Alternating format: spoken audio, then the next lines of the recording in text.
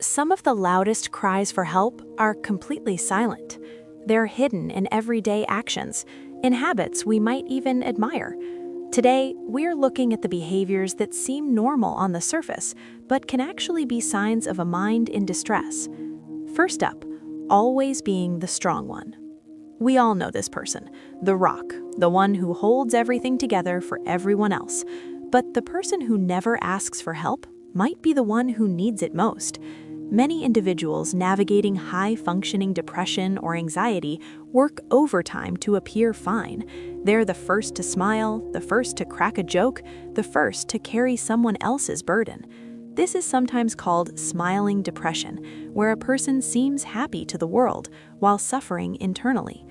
Inside, they are completely exhausted, not just tired, they're emotionally depleted. The National Alliance on Mental Illness notes that a significant warning sign can be withdrawal from friends and activities, even while maintaining a strong exterior. So remember, being the strong one isn't always a personality trait. Sometimes it's a coping mechanism, a carefully constructed mask hiding a mind that's sinking. Next, constantly apologizing. You know who I'm talking about. The person who says sorry for speaking up in a meeting, sorry for taking up space on the sidewalk, sorry for things that have absolutely nothing to do with them. This habit is often tied directly to trauma, chronic self-blame, or an anxiety that makes every social interaction feel like a test. It can be rooted in a childhood where mistakes were not tolerated. What sounds like politeness is actually fear.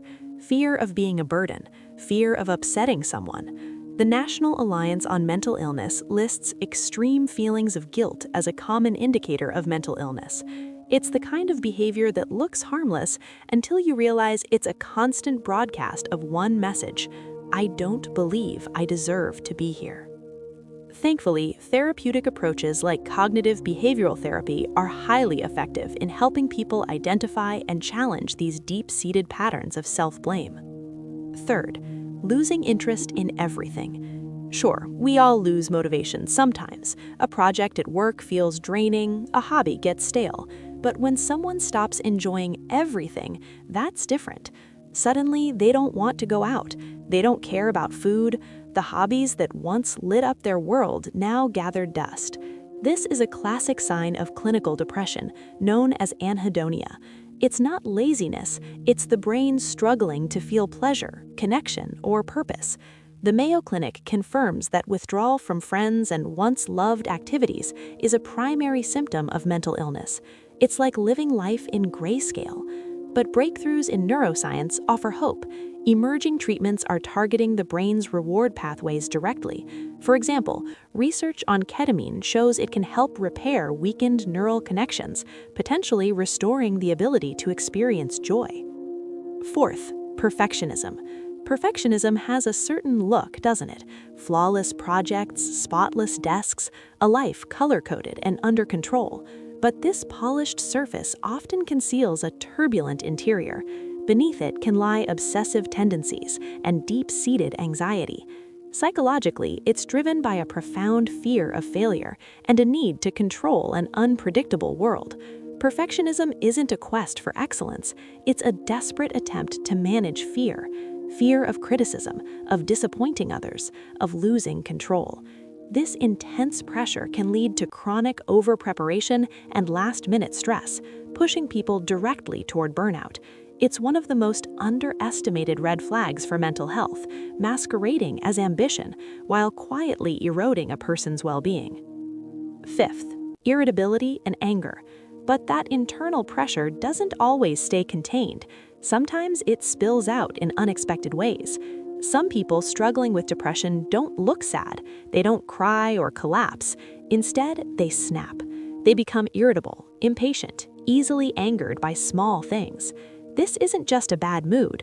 When irritability is a primary symptom, it's linked to greater severity of depression, increased anxiety, and even a higher risk of suicidal ideation. It's a painful deflection, often just sadness with nowhere else to go. Sixth, withdrawing and canceling plans. When lashing out becomes too exhausting, or when the energy just isn't there, the next stage can be a quiet retreat. Canceling plans once in a while is normal life, but a consistent pattern of withdrawing from friends, family, and social events is something else entirely. It isn't just introversion, it can be an early warning of social anxiety, burnout, or profound emotional numbness. People don't suddenly distance themselves because they've stopped caring. More often, it's because they're fighting battles they simply cannot explain. In our hyper-connected world, this can be complicated. Excessive social media use is ironically linked to increased loneliness, as it often replaces meaningful face-to-face interactions with hollow online engagement. The retreat is a defense mechanism against a world that feels too demanding. Eighth, difficulty making decisions. This internal battle takes a toll, draining the mind until even the simplest tasks feel monumental. Choosing what to have for dinner shouldn't feel like choosing a life path, but for someone grappling with anxiety or depression, it can. The mind gets caught in a loop of second guessing. What if I picked the wrong thing? What if someone gets upset? This isn't laziness, it's decision fatigue, a state of pure mental overload. Cognitive resources are so depleted by the constant internal struggle that there's nothing left for the small choices.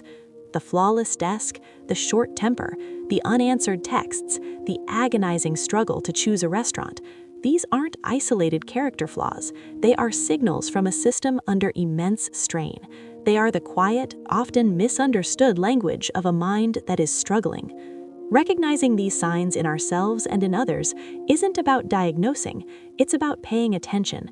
It's about understanding that behind the masks we all wear, there is a complex story we can't see. If someone came to mind while you were listening to this, maybe send them a text.